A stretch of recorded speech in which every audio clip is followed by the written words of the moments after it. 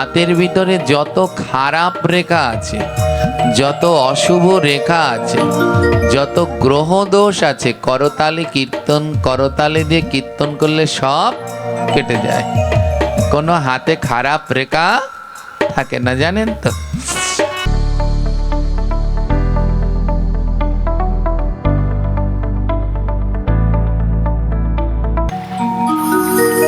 জয় জয় রাধে কৃষ্ণ গোবিন্দ গো পালে রাধে রাধে। জয় জয় রাধে কৃষ্ণ গোবিন্দ গো পালে রাধে রাধে। জয় জয় রাধে কৃষ্ণ গোবিন্দ গো পালে রাধে রাধে। জয় জয় রাধে কৃষ্ণ সবাই বদন খুলে পালে রাধে রাধে। জয় জয় রাধে কৃষ্ণ গোবিন্দ গো পালে রাধে রাধে। জয় রাধে কৃষ্ণ গোবিন্দ পালে রাধে রাধে। গোবিন্দ রাধে রাধে গোপাল রাধে রাধে। গোবিন্দ রাধে রাধে গোপাল রাধে রাধে। গোবিন্দ রাধে রাধে গোপাল রাধে রাধে। গোবিন্দ রাধে রাধে গোপাল রাধে রাধে। জয় জয় রাধে কৃষ্ণ গোবিন্দ গোপাল রাধে রাধে। জয় রাধে কৃষ্ণ গোবিন্দ গোপাল রাধে রাধে। জয় জয় রাধে কৃষ্ণ গোবিন্দ গোপাল রাধে রাধে। জয় জয় রাধে কৃষ্ণ গোবিন্দ গোপাল রাধে রাধে। নন্দলাল রাধে রাধে শ্যাম দুলাল রাধে রাধে। নন্দলাল রাধে রাধে শম্ভুলাল রাধে রাধে। নন্দলাল রাধে রাধে শ্যাম দুলাল রাধে রাধে। নন্দলাল রাধে রাধে শম্ভুলাল রাধে রাধে। জয় জয় রাধে কৃষ্ণ গোবিন্দ গোপাল রাধে রাধে। জয় জয় রাধে কৃষ্ণ গোবিন্দ গোপাল রাধে রাধে। জয় জয় রাধে কৃষ্ণ গোবিন্দ গোপাল রাধে রাধে। জয় জয় রাধে কৃষ্ণ গোবিন্দ গোপাল রাধে রাধে। মামা কালকের আলোচনা ভুলে গেছেন? মনে আছে? জোরে বললেন আছে একটু? ভাগবত পাঠে সে বদন বন্ধ করে রাখা যায়? তাহলে আজ আবার সাউন্ড কমে গেল কেন?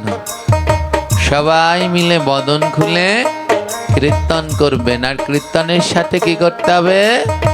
করতালি দিতে হবে। করতালি দিলে কি হয় জানেন? করতালি দিলে কি হয়? অনেক উপকার আছে।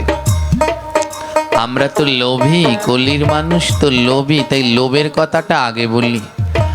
করতালি দিলে সব থেকে বড় উপকার কি? হাতের ভিতরে যত খারাপ রেখা আছে, যত অশুভ রেখা আছে, যত গ্রহ দোষ আছে, করতালি দিয়ে কীর্তন করলে সব কেটে যায়। কোনো হাতে খারাপ রেখা থাকে না, জানেন তো। আমাদের হাত দেখানোর জন্য বিভিন্ন জ্যোতিষীর কাছে যান, অ্যাস্ট্রোলজারের কাছে যান, ওনারা হাত দেখে বলে আপনার হাতের বৃহস্পতি খারাপ। বৃহস্পতি খারাপ হলে কি হয়? তার আয় বাণিজ্য হয় না, অর্থ উন্নয়ন হয় না। তখন একটা পাথর পড়তে বলে, পাথরটার নাম পোকরাজ। কিনতে গেলে 1 লাখ টাকা তো লাগবে। হ্যাঁ, আবার হাত দেখে ঘরের মধ্যে শান্তি নেই, ঝগড়া ঝাঁটি, মাথা গরম, বলে দেবে আপনার হাতে মঙ্গলের দোষ আছে। পাথর পড়তে বলবে, ওর নাম রক্তপ্রবল। কিনতে গেলে 60-70 হাজার টাকা লাগবে। হ্যাঁ, এই রকম বিভিন্ন ওঝা ফকিরের কাছে গেলে, এনারা এই জ্যোতিষের কাছে গেলে পাথর দেবে। কবচ দেবে, গাছের শিকড় দেবে, কত কি দেবে। আর গ্রহণ তো বললেন কোনো কিছু লাগবে না, কোনো পাথর পরা লাগবে না, কোনো কবচ পরা লাগবে না, কোনো তাবিজ পরা লাগবে না। বলে তাহলে কি করে গ্রহদোষ কাটবে? সকাল সন্ধ্যা একটু হাতে তালি দিয়ে কীর্তন করো, সকাল সন্ধ্যা করতালি দিয়ে কীর্তন করো, তোমার হাতে কোনো খারাপ রেখা থাকবে না, থাকবে না। এই যে হাত দেখা, এ কোনো আধ্যাত্মিকতা কিছু না। সবাই মনে করেন ওই জটা টটা আছে ওনার কাছে যাই হাত দেখায়, ওসব আধ্যাত্মিকতা না। হাত দেখায় একটা পড়া, একটা সাবজেক্ট, অ্যাস্ট্রোলজার, এটা নিয়ে পড়তে হয়। জ্যোতিষ এটা একটা বেদের অন্তর্গত একটি আলাদা শাস্ত্র। যে পড়বে, আপনিও যদি জ্যোতিষ নিয়ে পড়াশুনো করেন আপনিও হাত দেখতে পারেন। এ কোনো আহামরি কিছু না। পড়াশুনো করলে সবাই জ্যোতিষ চর্চা করতে পারে। আমি বাংলায় অনার্স মাস্টার্স করেছি, আর যারা আরও আলাদা 8টা সাবজেক্টের উপরে ডিগ্রি করেছি, তার মধ্যে একটা হলো এই জ্যোতিষ, এই হাত দেখা। কিন্তু গ্রহণ তো বললেন, মহাজন বললেন কোনো হাত দেখে পাথর টাতর কিচ্ছু পড়তে হবে না, শুধু সকাল সন্ধ্যা করতালি দিয়ে কীর্তন করো।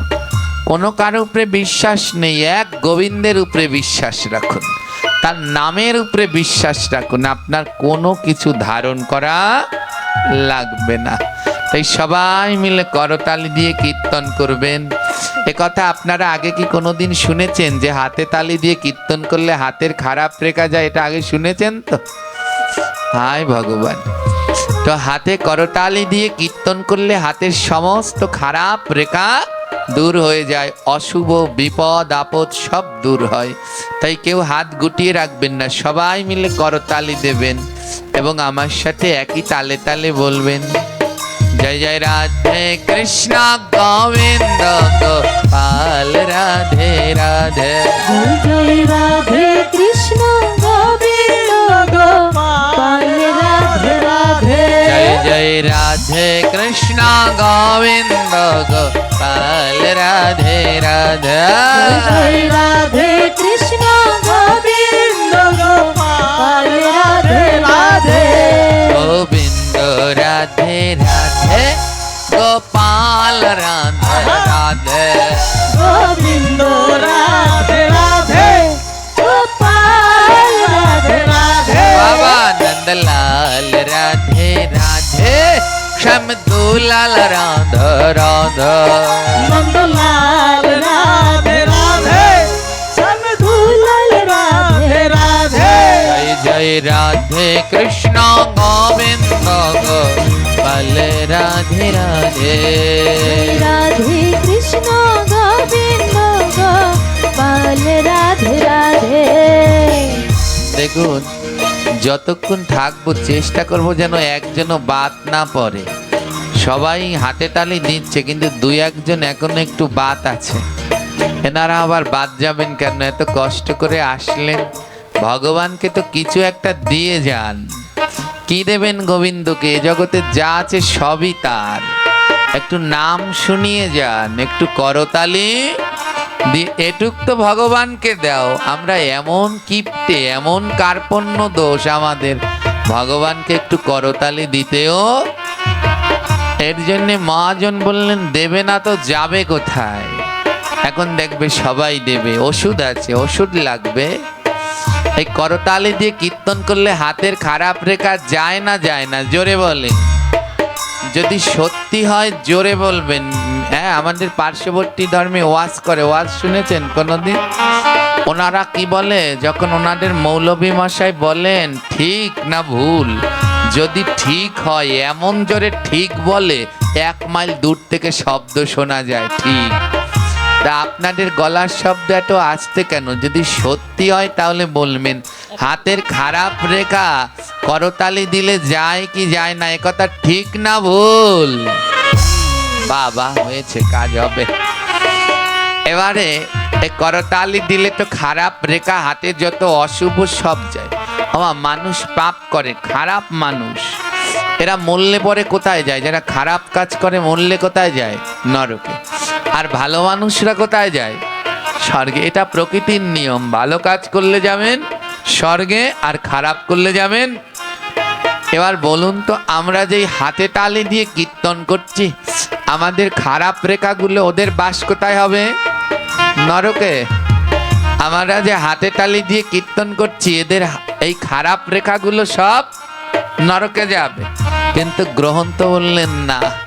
আপনারা বললেন কীর্তন দিয়ে, করতালি দিয়ে কীর্তন করলে হাতের খারাপ রেখা যায়, বলে খারাপরা তো নরকে যায়, তাহলে আমাদের খারাপ রেখা নরকে যাবে। গ্রহণ তো বললেন না, হাতের খারাপ রেখা নরকে যায় না। বলে তাহলে এরা কোথায় যায়? একই আসরে বসে যারা করতালি দেয়, এদের খারাপ রেখা যায় কোথায়? ওই আসরে। যারা করতালি না দেয়, ওদের হাতে চলে যায়। বুঝতে পারলেন? এইখানে যারা বসেছেন, যারা করতালি দেবেন, এদের খারাপ রেখা যাবে। যাবে কোথায়? যারা করতালি না দেয়, ওদের হাতে। তো এবার আপনারা ভাবুন, যারা হাত গুটিয়ে এমন করে আছেন, কেউ এমন করে আছেন, হ্যাঁ, এই জায়গাটা এমন একটা জায়গা, মা আপনারা যেখানে বসেছেন শুধু আমাকে দেখছেন, আপনাদের পিছনে কি হয় কিছু দেখতে পাচ্ছেন না। কিন্তু আমি এমন জায়গায় বসেছি, যে যেখানে আছেন সব দেখতে পাচ্ছি। তো করতালি যদি না দেন, আজ হাতে শনি রাহু কেতু সব কিন্তু উঠে বাড়ি নিয়ে যাবেন। তাই যদি না নিয়ে যেতে চান, সবাই মিলে করতালি দেবেন, কারো হাত গুটিয়ে রাখবেন না। করতালি দিলে মহাপ্রভুর আনন্দ হয়। মহাপ্রভু বললেন, 10-5 সবে মিলে প্রতি সন্ধ্যা কালে করতালি দিয়ে কীর্তন করো হরি বলে। বলে আর কিছু পারো আর না পারো, সন্ধ্যাকালে একটু হরি বল বলে করতালি দিয়ে কীর্তন করো। তাই কারো হাত যেন এবার বন্ধ না থাকে, সবাই মিলে করতালি দিয়ে। হ্যাঁ, আগের তালি সবাই। যার যার হাত না নড়বে, আমরা কিন্তু যাবো, গিয়ে পা জড়িয়ে ধরবো। পালাবেন কোথায় বাবা? রাধে কৃষ্ণ গোবিন্দ গোপাল, রাধে রাধে। জয় রাধে কৃষ্ণ গোবিন্দ গোপাল, রাধে রাধে। আমার তার আগে একটা কথা বললেন, এই যে আপনাদের জোর করে করতালি দেয়াচ্ছি, আপনারা রাগ হচ্ছেন? অনেকে মনে মনে বলতেছে, এই শয়তান আনছে কোন জায়গাতে পাঠ করাইতে। হ্যাঁ, আমরা একটু এসে বসে থাকবো হাত টাত গুটিয়ে, তা আমাদের বলে করতালি দাও। এ হাতের মধ্যে কি আছে জানেন? এ হাতের মধ্যে কি আছে কল্পনাও করতে পারবেন না। লালন সাই গান লিখেছেন, যাহা নেই বিশ্ব ব্রহ্মাণ্ডে, তাহা আছে দেহ ভাণ্ডে। যদি সন্ধান করতে পারো, তত্ত্বজ্ঞান জানতে পারো, সদ্গুরু ধরতে পারো, 84 ক্রোশ বৃন্দাবন দেহের মধ্যে দর্শন করো। দেহের মধ্যে দর্শন করো। যা আছে বিশ্ব ব্রহ্মাণ্ডে, তাহা আছে দেহ ভাণ্ডে। এই দেহের মধ্যে নেই এমন কিছু নেই। এটা মন দিয়ে শুনবেন। আগে এখন একটু শোনেন। ওরে বাবা, এত করতালি আবার লাগবে না, আর হাত নামাও, যে সময় বলবো তখন দেব।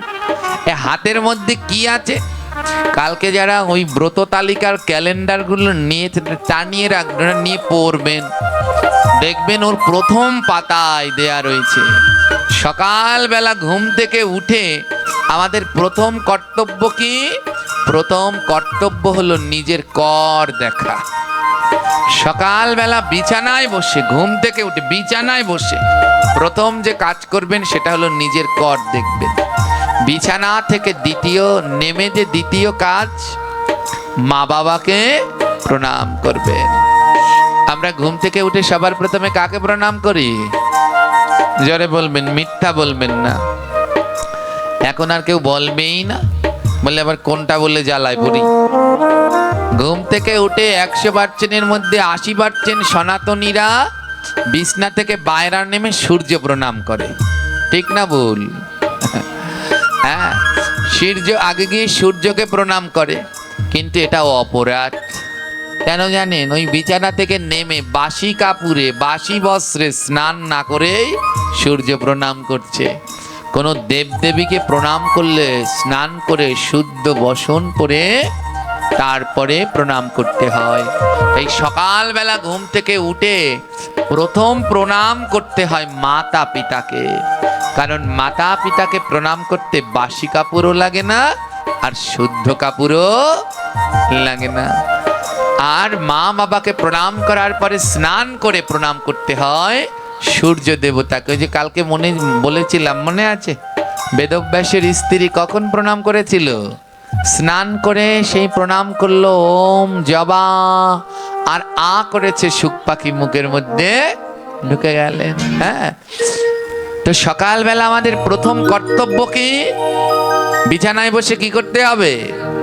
চোখ খুলে নিজের কর দেখতে হয়। কর দেখার সময় একটা মন্ত্র আছে, জানেন এগুলো? এ জন্মে কিছুই শেখা হলো না মা, জন্মটা বিফলেই গেল। কর দেখার সময় একটা মন্ত্র বলতে হয়, कराग्रे वसति लक्ष्मी करो मध्ये स्वरासति करो मूले तु गोविंदम प्रभाते करो दर्शनम। এই মন্ত্র পাঠ করে প্রতিদিন সকালবেলায় কর দেখতে হয়। कराग्रे वसति लक्ष्मी, করের অগ্রে বাস করেন মাতা লক্ষ্মী। কর মধ্যে সরস্বতী, করের মাঝখানে বাস করেন মাতা সরস্বতী। কর মূলে তু গোবিন্দম, করের মূলে বাস করেন গোবিন্দ। প্রভাতে করো দর্শনম। প্রতিদিন এটা পাঠ করুন। এটা বলে এমনি করে করটা নিয়ে চোখে লাগান। আপনার যদি ওই দিন কোনো বিপদ হয় বলবেন তো, মহা বিপদ হলেও সেই বিপদের হাত থেকে আপনি বেঁচে আসবেন। সকালবেলা যদি এই মন্ত্র পাঠ করে কর দর্শন করে, হাতের সমস্ত ওই দিনকার যত বিপদ আছে সব দূর হয়ে যায়। এই করের মধ্যে তিনজন বাস করেন। করের অগ্রে বাস করেন কে? জেনে বলবেন। করাগ্রে লক্ষ্মী, কর মধ্যে সরস্বতী, করের মধ্যে বাস করেন মা সরস্বতী। করমূলে গোবিন্দম, এই তিনজন বাস করে। এই যে আমরা দীক্ষা মন্ত্র জপ করি, বেশিরভাগই ভুল জপ করি। কেউ এমনি করে কর ধরে, এখানে ধরে, আবার কেউ এখানে ধরে না। দীক্ষা মন্ত্র জপ করবার সময় করকে 3 ভাগ করতে হয়। শেষ ভাগে গিয়ে ধরতে হয়। কোন ভাগে? যদি মাথায় ধরেন তাহলে মা লক্ষ্মীর গায়ে লাগবে, মধ্যে ধরেন সরস্বতীর গায়ে লাগবে, করের মূলে ধরেন তো গোবিন্দের গায়ে লাগবে। তাই ধরতে হয় কোথায়? এই 2 ভাগ করে 3 ভাগে গিয়ে কর স্পর্শ করে করে এমনি করে মন্ত্র স্মরণ করতে হয়। হ্যাঁ, 100 জনের ভিতরে প্রায় জনই সবই এমন করে ভুলভাবে জপ করে। এই সকালবেলা প্রথমে কর দর্শন করতে হয়। এই করের মধ্যে আরো একটা জিনিস আছে। এই করের আঙুলগুলোর মধ্যে আর আমাদের হাতে কয়টা আঙুল মা? জোরে বলেন। আমি কিন্তু কানে কম শুনি বাপু, একটু জোরে জোরে চিল্লিয়ে মিল্লিয়ে বলবেন। হ্যাঁ, এই হাতের ভিতরে কয়টা আঙুল? কেন 6টা হয় না কেন? 5টাই দিলেন কেন গোবিন্দ? আবার 5টা আঙুল এক রকমের না, 5টা আঙুল দিলেন কি 5 রকমের। এক রকম দিলে আমাদের কাজ করতে একটু সুবিধা হতো। কি জ্বালাতন! 5টা আঙুল আবার 5 রকমের দিয়েছে। এই 5টা আঙুল কারা জানেন? মন্দিরের দিকে তাকান, ভগবানের পাশে 5 জন রয়েছে। এদের নাম কি? পঞ্চতত্ত্ব। পঞ্চতত্ত্ব নিতাই, গৌর, অদ্বৈত, গদাধর, শ্রীবাস। না শ্রীনিবাস না। হ্যাঁ, কি সাধু হয়েছে এখন ভুলভাল বললে? এটা হবে শ্রীবাস। শ্রীনিবাস আলাদা আর শ্রীবাস আলাদা। মহাপ্রভুর সাথে যিনি থাকেন ইনি হলেন শ্রীবাস।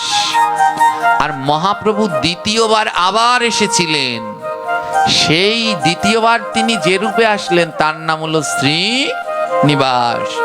নিত্যানন্দ প্রভু দ্বিতীয়বার এসেছিলেন, তার নাম হলো নরোত্তম ঠাকুর মহাশয়। গদাধর পণ্ডিত আবার এসেছিলেন, তিনি হলেন রামচন্দ্র কবিরাজ। হ্যাঁ, অদ্বৈত প্রভু আবার এসেছিলেন, ইনি হলেন শ্যামানন্দ। এনারা আবার লীলাবিলাস করেছিলেন। তো ওদিকে আমরা যাব না। এই হাতের ভিতরে 5 জন বাস করেন, ওই পঞ্চতত্ত্ব এই হাতের ভিতরে বাস করে। দেখুন ওখানে যেমন পঞ্চতত্ত্ব, ওরা কি সবাই এক লাইনে দাঁড়ায়? সবাই একরকম লম্বা? 5 জন কি 5 রকম। আর আমাদের হাতের আঙুলটাও ওই পঞ্চতত্ত্বের ভিতরে একজন আছে সব থেকে লম্বা। তিনি কোথায় থাকে? কোনায় না পাশে? জোরে বললেন, ওখানটায় দেখে দেখে বলো কোথায় থাকে। আপনাদের সবার ঘরে পঞ্চতত্ত্বের ছবি আছে তো? আছে? মনে রাখবেন, যদি গৃহের ভিতরে পঞ্চতত্ত্বের ছবি না থাকে তাহলে কোনোদিন কৃষ্ণ পূজা হয় না। যদি গৌর নাই তো কেমনে হইতো, কেমনে ধরিতাম দে, রাধার মহিমা প্রেম রস সীমা জগতে জানাইতো। তাই রাধা কৃষ্ণের ভজন করতে হলে সবার আগে লাগবে পঞ্চতত্ত্বের ছবি। যদি আপনি শুদ্ধভাবে গোবিন্দ সেবা দিতে চান, গৃহের মধ্যে 8খানা চিত্রপট রাখবেন। কয়টা? 8টা। যদি প্রকৃত শুদ্ধভাবে ভগবানের ভজন করতে চান, গৃহের মধ্যে 8টি ভগবানের চিত্রপট রাখবেন। প্রথমটা হলো পঞ্চতত্ত্ব, দ্বিতীয় হলো রাধা মাধব, তৃতীয় হলো জগন্নাথ বলরাম সুভদ্রার চিত্রপট, চতুর্থ হলো নৃসিংহ ভগবানের চিত্রপট, পঞ্চম হলো বৃন্দা দেবী। যদি সম্ভব হয় প্রতিদিন তুলসীর টব ঘরে নেবেন, আর যদি না হয় তাহলে বৃন্দা দেবীরও ছবি আছে, ওই ছবি ঠাকুর ঘরে রাখবেন। ষষ্ঠ হলো সরগোস্বামী, 6 জন, তাই ষষ্ঠ। সপ্তমে হলো যে যার পুজো করতে ভালোবাসেন, যারা ধন চান লক্ষ্মী, যারা কালী পুজো করতে চান কালী, ইষ্টের বিগ্রহ। আর অষ্টম হলো আপন আপন গুরু এবং গুরুবর্গের চিত্রপট। এই 8টা চিত্রপট যেন গৃহের মধ্যে অবশ্যই থাকে, নইলে কিন্তু শুদ্ধভাবে ভগবান সেবা হয় না। দেখবেন যারা সদাচারী ভক্ত, প্রসাদী ভক্ত, তাদের এমনিভাবে সাজানো থাকে। হ্যাঁ, তাই আমাদের সাজানোটা বড় ভুল। যারা বিল্ডিং তৈরি করে ওনারা কি করেন দেখছেন, একটা সুতো নেয়, সুতো নিয়ে পাইপের মধ্যে জল ভরে মাপে। আর আমরা যারা বুঝি না, এনারা কি করি, আমরা বলি ও বেটাকে কোনো কাজ নেই, শুধু কাজে ফাঁকি দেওয়ার জন্যে সারাদিন মাপে পাইপের মধ্যে জল ভরে। ওসব লাগে কিসে? ও আমাকে দিলে আমরা 2 মিনিটে করে দেব। এর জন্যই আমরা রাজমিস্ত্রি হতে পারিনি, কারণ আমরা বিল্ডিং করলে ও 1 সপ্তাহ থাকবে না, ভেঙে চুরে টপ। আর ওনারা কি করেন, মেপে মেপে কোনটার পরে কোনটা দিতে হবে, সূক্ষ্ম। হ্যাঁ, তদ্রূপ ভগবানের শ্রেণীবিন্যাস সুন্দর করে ধাপে ধাপে সাজাতে হবে, কার পরে কাকে রাখতে হবে, কার পরে কাকে রাখতে হবে। তো এই পঞ্চতত্ত্বের ভিতরে যিনি লম্বা, তিনি থাকেন সবার মাঝখানে। তেনার নাম কি? জোরে বলবেন, এটা না বললে আজ আর রেহাই নাই। জোরে বলুন, শ্রীকৃষ্ণ চৈতন্য মহাপ্রভু। এবার সবাই বলুন, শ্রীকৃষ্ণ চৈতন্য। এই পঞ্চতত্ত্বের ভিতরে ইনি সব থেকে লম্বা, আর ইনি থাকেন মধ্যখানে। আর আমাদের হাতের 5 আঙুলেও কি একটা মধ্যের আঙুলটা লম্বা কিনা? ইনি সেই চৈতন্য। এই আঙুলে মহাপ্রভু বাস করেন, তাই এই আঙুলটা হলো সব থেকে লম্বা। হাতের 5 আঙুলের নাম কি? এর নাম বৃদ্ধা, তর্জনী, মধ্যমা, অনামিকা, কনিষ্ঠা। এই মধ্যমা আঙুলে বাস করেন চৈতন্য মহাপ্রভু। এই চৈতন্য মহাপ্রভু দাপর লীলায় কে ছিলেন? ভগবান শ্রীকৃষ্ণ। দাপর যুগে ভগবান শ্রীকৃষ্ণ, আর কলিযুগে হলেন চৈতন্য। কৃষ্ণের বাম দিকে যিনি আছেন তার নাম কি? রাধারানী। এই রাধারানী কলিযুগে অবতীর্ণ হলেন, তেনার নাম কি? গদাধর। এই রাধারানী কলিযুগে অবতীর্ণ হলো, তার নাম হলো, তাই মহাপ্রভুর বাম দিকে যিনি থাকেন ইনি হলেন গদাধর। মহাপ্রভুর থেকে একটুখানি খাটো হলো গদাধর, তাই এই আঙুলে বাস করেন গদাধর। গদাধরকে, গদাধর পূর্বলীলায় কে ছিল? জোরে বলবেন। রাধা রানী। গদাধর পূর্বলীলায় কে ছিলেন? রাধা রানী। আমার রাধাকে না ধরলে কোনোদিন কৃষ্ণ পাওয়া যায়? জোরে বলেন, যায়? যায় না। আমাদের যে গুরুদেব বীজ মন্ত্র দেয়, এটা কি মন্ত্র দেয়? কৃষ্ণ মন্ত্র না রাধা মন্ত্র? কৃষ্ণ মন্ত্র। কিন্তু আমরা জপ করি কোন আঙুলে? এই কৃষ্ণ তো এই আঙুলে থাকে, এই আঙুলে জপ করি, শুরু করি কোন আঙুলে?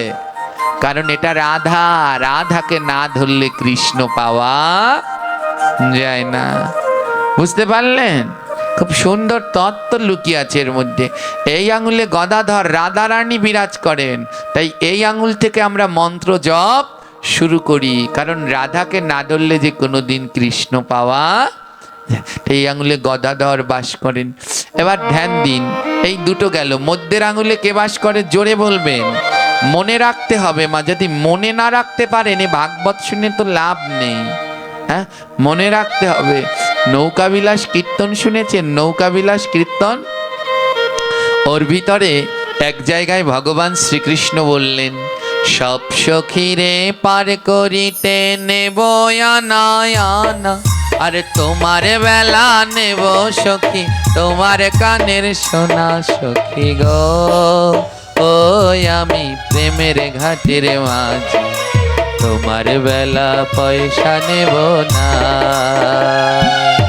সব সখীরে পার করিতে নেব আনা আনা, তোমার বেলায় নেব সখী, তোমার কানের সোনা সখী গো, ওই আমি প্রেমের ঘাটের মাঝি, তোমার বেলায় পয়সা নেব না। সখীদের বললেন সবাইকে পার করতে আনা আনা নিলে তোমার বেলায় নেব না। তোমার বেলায় কি চাইলেন? তোমার কানের সোনা। বাবা, আমরা কানে দুল পরি, সোনা পরি, ভগবান এই সোনা চাইলেন। হ্যাঁ, বলে গোবিন্দের কি স্বর্ণের ঠ্যাক লেগেছে? যদি স্বর্ণের ঠ্যাক লাগতো তাইলে বলতো হাতের বালা দাও, আরো যদি বেশি লাগতো বলতো গলার সীতাহার দাও, কিন্তু চাইলেন কি? কানের সোনা। আমরা যে কানে দুল পরে আছি এই সোনা গোবিন্দ চাইনি। বলে তাহলে কোন সোনা চাইলেন? গোবিন্দ বললেন, পার করবার সময় কানের সোনা না দিলে আমি পার করব না। এই সোনা কি জানেন? এই সোনা মানে কানের দুল সোনা নয়, এই সোনা মানে ভাগবত পাঠ সোনা, গীতা গ্রহন্ত সোনা, নাম শোনা, হরি কথা শোনা, গুরু কথা শোনা, গোবিন্দের অমৃতময় কথা শোনা। কোন সোনা চাইলেন বুঝতে পারলেন? কানের দুল চাইলেন? ভাগবত শোনা। আর যা শুনবেন এইটা সেই দিন গোবিন্দের কাছে আবার দিতে হবে। জিজ্ঞেস, এই জায়গাটার নাম কি? কি না? হ্যাঁ, ঘোষকান্দি। যেদিনকে ভবনদী পার হব, ওই পার হওয়ার সময় গোবিন্দ খেয়াঘাটে জিজ্ঞেস করবে, বলো ঘোষকান্দি পাঠে গিয়েছিলে? তখন বলবো হ্যাঁ। কি শুনেছিলে বলো। যদি সেদিন বলতে পারেন তাহলে পার হতে পারবেন, আর যদি না বলতে পারেন আর পার হওয়া লাগবে না। এটাই হলো কানের সোনা, এই হলো সোনা। তাই শুনে যেন ভুলে যান, মনে রাখতে হবে। তাই মনে থাকবে তখনই যখন মুখে বলবেন। মনে মনে বললে মনে থাকতে পারবেন না, তাই মুখে বলবেন। এই মধ্যের আঙুলে কে বাস করেন? শ্রীকৃষ্ণ চৈতন্য। আর এই তার পাশের বাম আঙুলটায় কে বাস করেন? গদাধর, অর্থাৎ রাধা রানী। এবারে মহাপ্রভুর ডান দিকে যিনি থাকেন এনার নাম কি? নিত্যানন্দ। ডান দিকে যিনি থাকেন ইনি হলেন এই নিত্যানন্দ। পূর্বলীলায় কে ছিলেন? বলরাম। কে ছিলেন? বলো না। এই নিত্যানন্দ থাকেন মহাপ্রভুর ডান দিকে, আর বাঁ দিকে থাকেন গদাধর। নিত্যানন্দ কে জানেন? নিত্যানন্দ হলেন স্বয়ং গুরু। আপনার গুরু, আমার গুরু, সব গুরুই হলো নিত্যানন্দের অংশ। নিত্যানন্দ হলেন সাক্ষাৎ গুরু। তার জন্য আমরা কীর্তনের ভিতরে গাই না, নিত্যানন্দ জগতে গুরু, গৌর বাঞ্ছা কল্পতরু। নিত্যানন্দ সবাই মিলে এবার করতালি। গৌর বাঞ্ছা কল্পতরু। বলো নিত্যানন্দ জগতে গুরু, গৌর বাঞ্ছা কল্পতরু। নিত্যানন্দ জগদ্গুরু, গৌর বাঞ্ছা কল্পতরু। পণ্ডিত গদাধর আর শ্রীবাস, পণ্ডিত গদাধর আর শ্রীবাস। পণ্ডিত গদাধর আর শ্রীবাস। পণ্ডিত গদাধর আর শ্রীবাস। অদ্বৈত মোর দাস অনুদান, অদ্বৈত মোর দাস অনুদান। অদ্বৈত মোর দাস অনুদান। অদ্বৈত মোর দাস অনুদান। বলো নিত্যানন্দ জগতে গুরু, গৌর বাঞ্ছা কল্পতরু।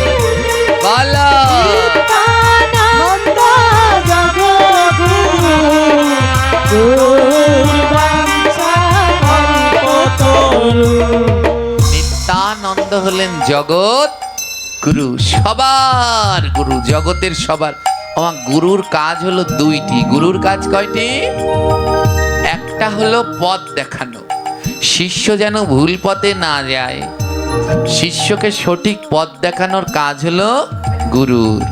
আর দ্বিতীয়টা হলো শিষ্যকে শাসন করা।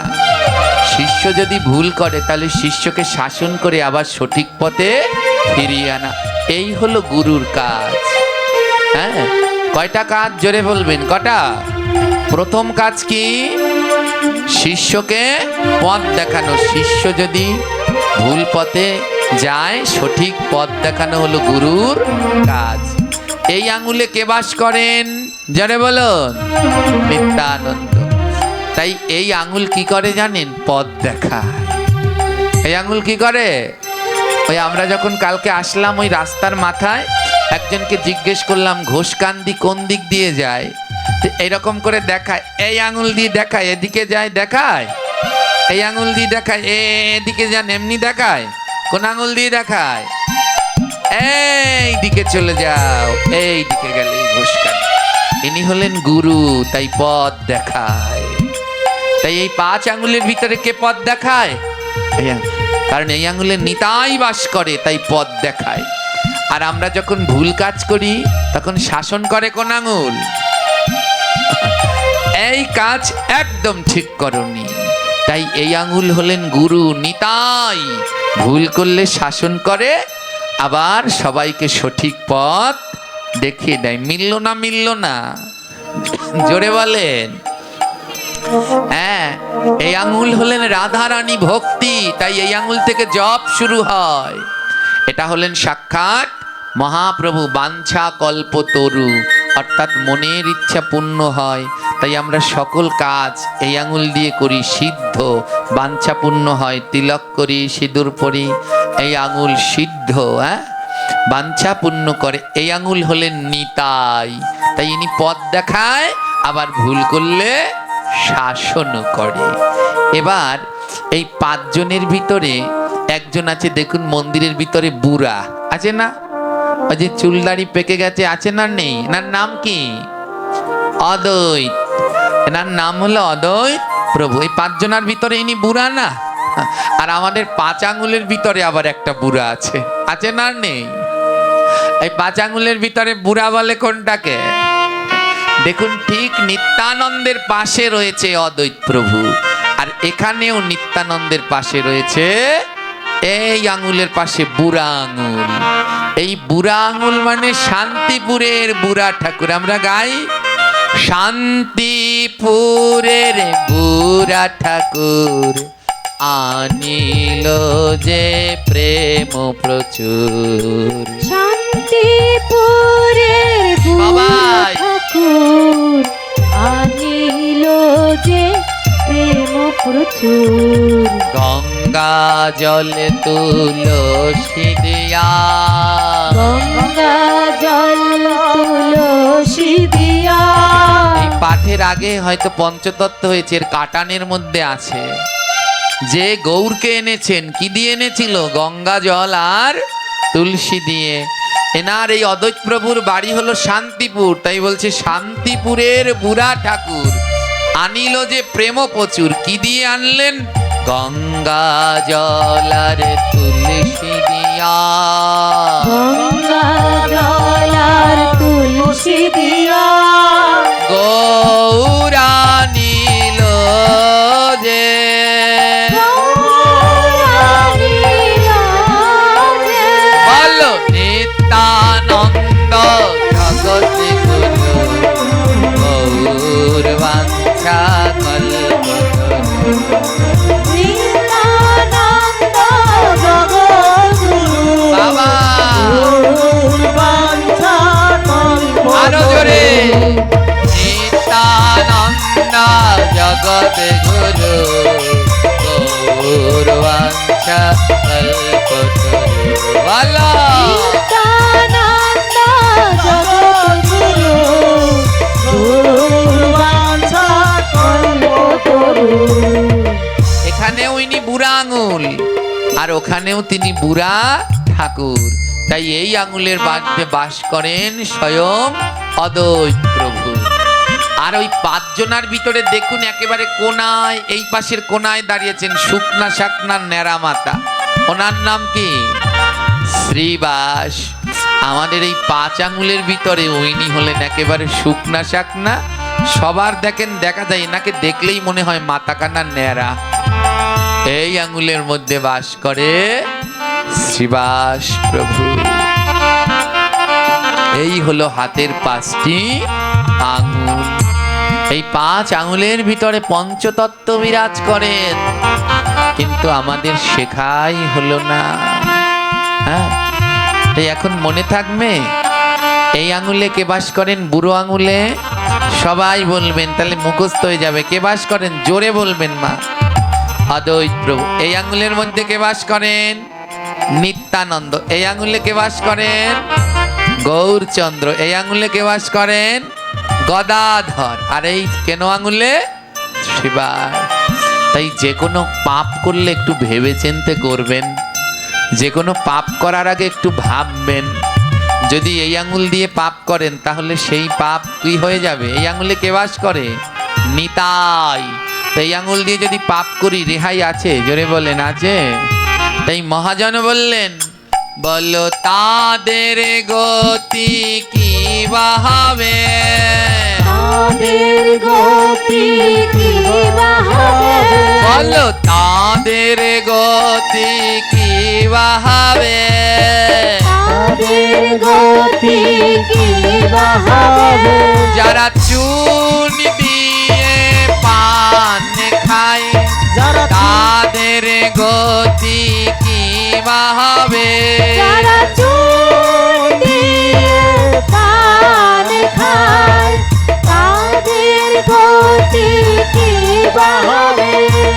আমার চুন দিয়ে যারা পান খায়, চুন কোলা আঙুলে লাগায় আর একটু পর পর জিভ দিয়ে আঙুলটাকে চায়। হাতটা এটো হয়ে গেল না, গেল না। হ্যাঁ, আমাদের এই দিদি দিনে যে কয়শোবার হাত ধোয়, রাধারান কয়শোবার, কয় হাজার বার যে ধোয় তাও সন্দেহ আছে। হ্যাঁ, একটা ফুল দেয় ভগবানকে, এক চরণে দেয় আবার হাত ধোয়, আবার আরেক চরণে দেয় আরেকবার হাত ধোয়। তা চিন্তা করুন, যারা জিহ্বা এমন করে লাগায় ওনাদের গতি কি হবে? এতবার ভগবানকে পুষ্প দেওয়ার সময় একবার দুচ্ছে একবার দিচ্ছে। আর যারা এমনি জিহ্বায় চুন লাগিয়ে হাতটাকে সারাদিন এটো করে রাখে, এদের গতি হবে কি হবে? তাই চুন ওটা খেলে স্বাস্থ্যের জন্য ক্ষতি এবং ধর্মের জন্যেও ক্ষতি। চুন খেতে খেতে, ওই পান দিয়ে চুন খেতে খেতে মুখটাকে ঘা বানিয়ে পুড়ে ফেলেছে, এখন আর কোনো কিছু খাবারই খেতে পারে না। তাই চুন পান গোবিন্দ সেবায় লাগে। ওমা, গোবিন্দের কাছে যে ভোগে পান দেয় ওর মধ্যে কি জর্দা দেয়, চুন দেয়? জোরে বলবেন। ওর মধ্যে কি দেয়? কর্পূর দেয়, লবঙ্গ দেয়। তাই গোবিন্দের কাছে যে পান দেয় ওর মধ্যে কর্পূর লবঙ্গ, পানের সাথে কর্পূর লবঙ্গ দিলে ওটা এক মহা ঔষধ, যা খেলে পরে স্বাস্থ্যের জন্য ভালো, রোগ ব্যাধি দূর হয়। আর পানের সাথে যদি জর্দার চুন মিশায় তখন সেই অমৃত পান বিষ হয়ে যায়। তাই চুন খাওয়া উচিত? জোরে বলুন। চুন খাওয়া উচিত নয়। আর চুন কি দিয়ে তৈরি হয় জানেন? আমি তো মাঝে মাঝে চিন্তা করি এদেরকে কি ঘৃণাও করে না? শামুক, ঝিনুক এগুলোকে পোড়ায়। আমি পাঠ করতে যাই এক জায়গায়, তাদের চুনের কারখানা। আরে গোসাই, সে যদি দেখেন সেই শামুকের প্যাডা পোড়া সব ওর মধ্যে, সেই শুদ্ধ পোড়াচ্ছে। আর সের পরে আবার বস্তার মধ্যে ভরে বেটারা মাতারিরা সে কি পারান পাড়ায়। হ্যাঁ, সেই ধুলাবালি শুদ্ধ, সেই আবার আমরা খাই। এটা স্বাস্থ্যের জন্যেও ক্ষতি আর ভগবানের সেবার জন্যেও ক্ষতি। তাই যারা যারা খান, করজোরে অনুরোধ রইল এটা ছেড়ে দিন, এটা ছেড়ে দিন। রাগ তো আজকে হবে, পাঠের শেষে কইতে কইতে যাইবে কমিটিদের, এই শয়তান বুঝিয়ার আন্যথা। এবার ধ্যান দিন, এই আঙুল দিয়ে পাপ করলে তো, এবার এই আঙুলে কে বাস করেন? চৈতন্য মহাপ্রভু। এবার এই আঙুল দিয়ে পাপ করলে তাদের আর রেহাই আছে? এটাই তো নিতাই, আর এটাই তো তার থেকেও বড়।